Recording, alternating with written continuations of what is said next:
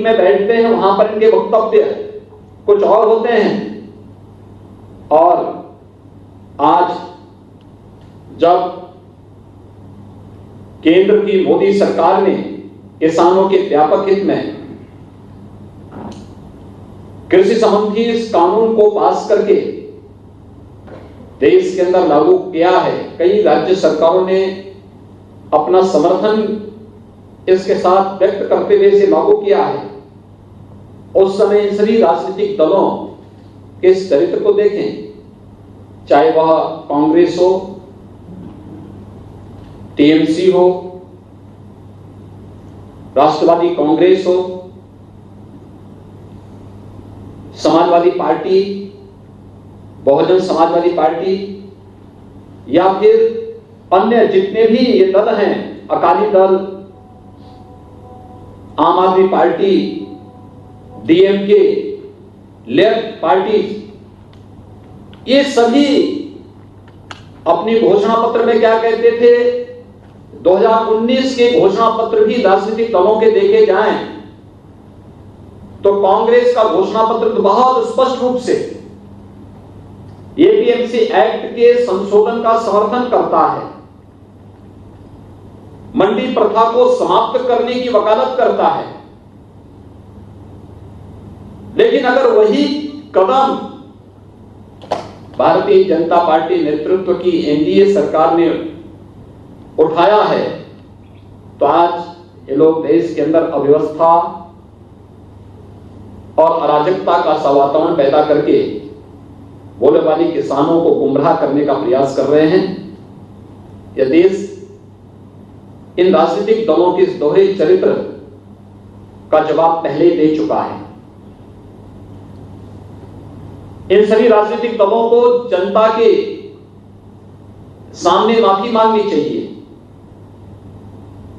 कि इन्होंने संसद में भी, सरकार में रहते हुए भी, 2019 के लोकसभा चुनाव के दौरान भी और उस चुनाव के उपरांत भी संसद की अस्थायी समिति की बैठक के दौरान भी जब परस्पर चर्चा अस्थायी समिति के सामने इस बिल पर हुई थी, तब भी इन लोगों ने जो बातें कही थी आज उससे स्वयं मुकरते हुए दिखाई दे रहे हैं।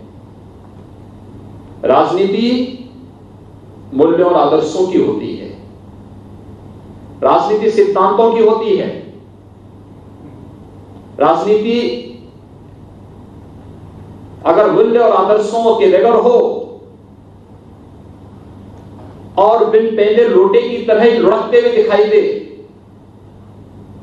तो फिर वह राजनीति कभी भी जन विश्वास का प्रतीक नहीं बन सकती। और उस जन विश्वास पर कुठाराघात कर रहे हैं ये सभी राजनीतिक दल, जिन्होंने कृषि संबंधी सुधार के महत्वपूर्ण कदमों का सत्ता में रहते हुए समर्थन किया था। स्टैंडिंग कमेटी की बैठक में समर्थन किया था। कुछ दलों ने इसके ऑर्डिनेंस का समर्थन भी किया था। अपने इलेक्शन के मैनिफेस्टो को इसका हिस्सा बनाया था। और आज जब इस प्रकार के व्यापक सुधारात्मक कदम को केंद्र सरकार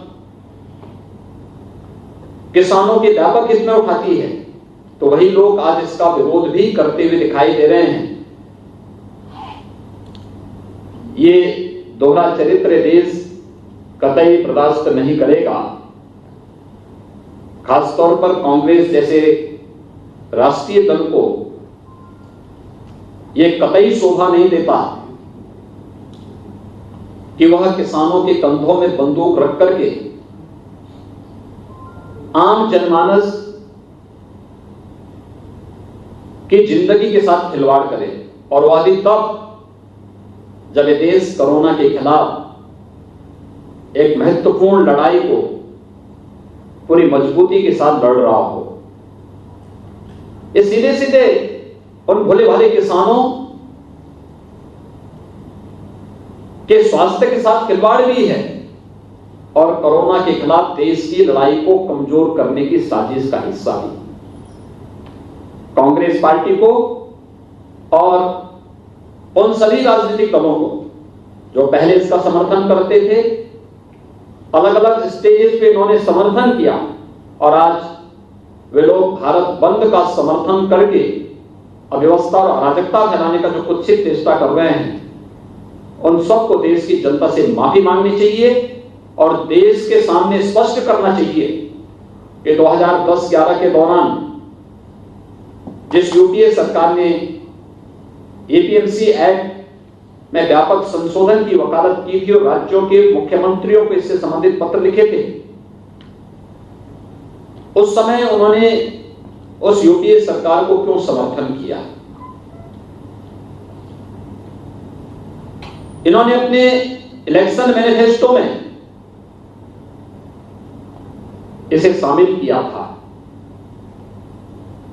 और यही नहीं, संसद की अस्थायी समिति की बैठक में भी